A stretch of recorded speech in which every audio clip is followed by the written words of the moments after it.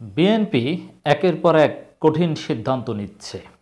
এবার আরেক কঠিন সিদ্ধান্ত আমরা বিশ্লেষণ করব। দর্শক, আপনারা জানেন এর আগে ছাত্রদলের কমিটি ভেঙে দিয়েছে এবং বিভিন্ন অঙ্গ সহযোগী সংগঠনের কমিটি পুনর্গঠন করতে যাচ্ছে এবং যারা আন্দোলনে সক্রিয় ছিল না 28 অক্টোবরের পর থেকে তাদের বিষয়ে কঠোর হচ্ছে।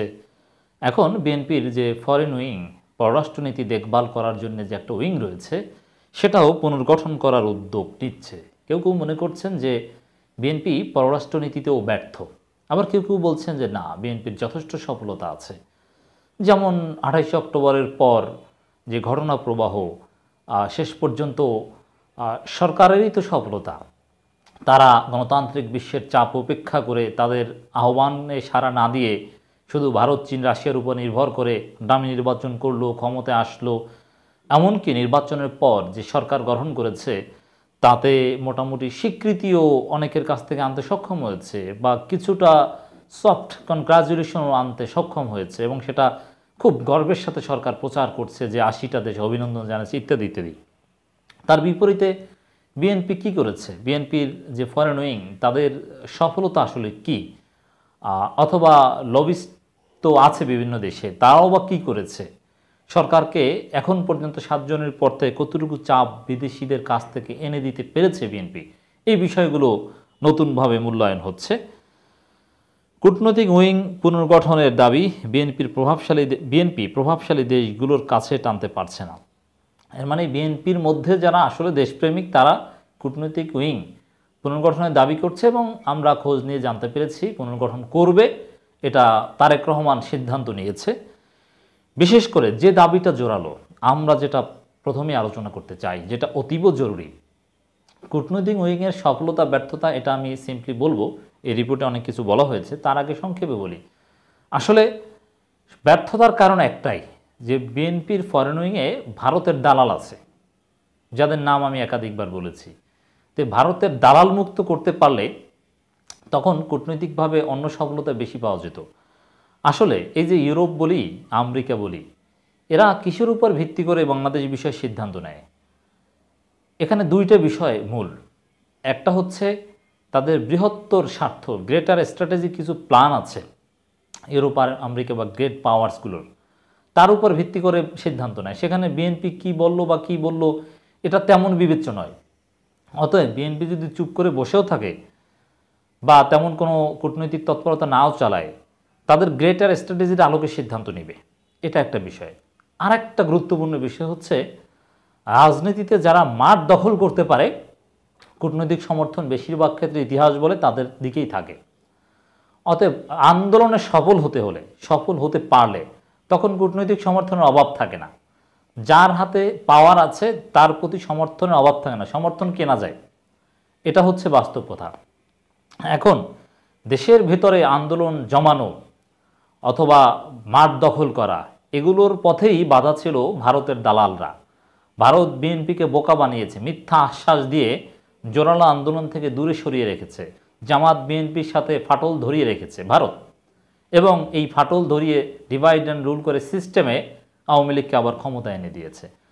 অতএব বিএনপির যে কূটনৈতিক উইং, এখানের মূল সমস্যা হচ্ছে ভারতের দালাল থাকা। অতএব কূটনৈতিক উইং পুনর্গঠনের যে দাবি, সেখানে ভারতের দালাল মুক্ত করতে পারলেই হলো।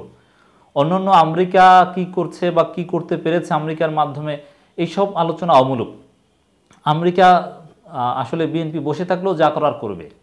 তবে ওই যে মাঠ দখল করতে পারলে তখন আমেরিকার আচরণও চেঞ্জ হয়ে যাবে, তখন পিটার হাসের কথার ধরন, বাইডেনের নির্দেশনাও আলাদা হয়ে যাবে।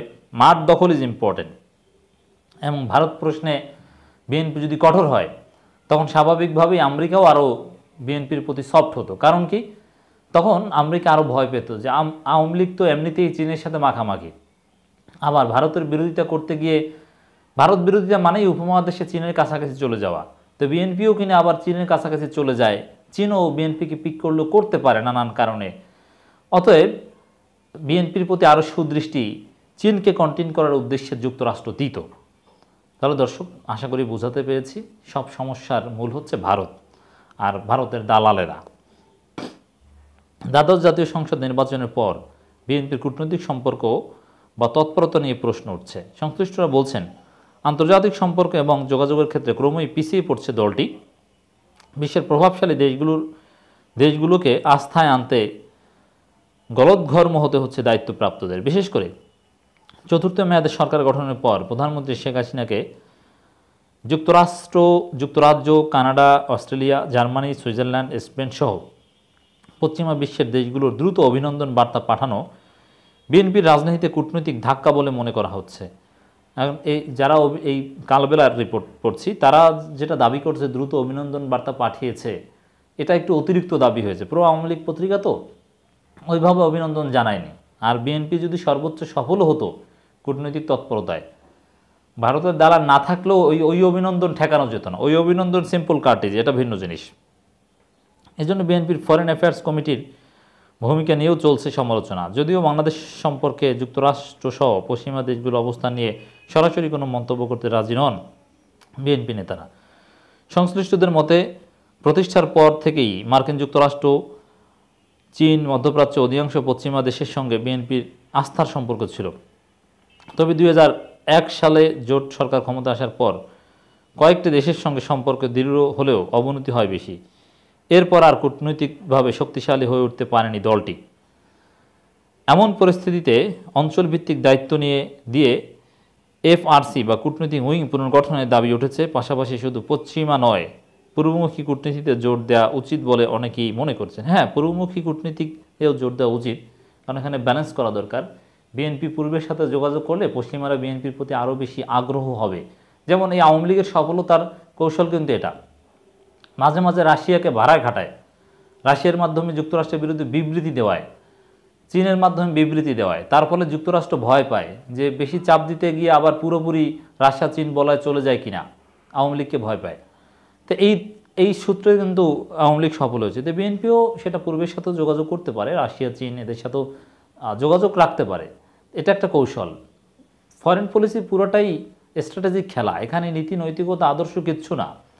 এটাই হচ্ছে বাস্তবতা। কিন্তু বিএনপিতে একটা বিষয় স্ট্রং থাকতে হবে, যেহেতু পলিটিক্যাল ফিল্ডে অবস্থানের উপর অনেক কিছু নির্ভর করে।